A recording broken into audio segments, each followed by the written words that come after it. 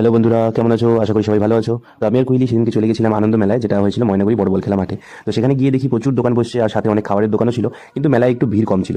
তারপর দেখি এক জায়গায় বাচ্চারা কি বলে এটাকে আমি জানি না নামটা ঠিক, ট্র্যাম্পোলিন বা সামথিং, সেখানে লাফাচ্ছে। তো সেটা দেখে আমারও ইচ্ছে করছিল সেখানে গিয়ে লাফাতে।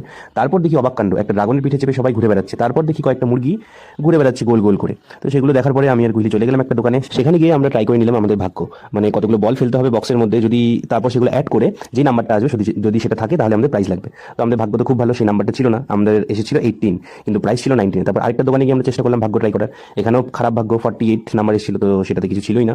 তারপর একটা দোকানে গিয়ে কোহলি কিছু ক্লিপ কিনে নিল। তারপরে এই যে দেখতে পাচ্ছ বিভিন্ন ধরনের দোকান বসেছে মেলায়, খুবই সুন্দর সুন্দর জিনিস ছিল মেয়েদের এখানে কেনার মতো।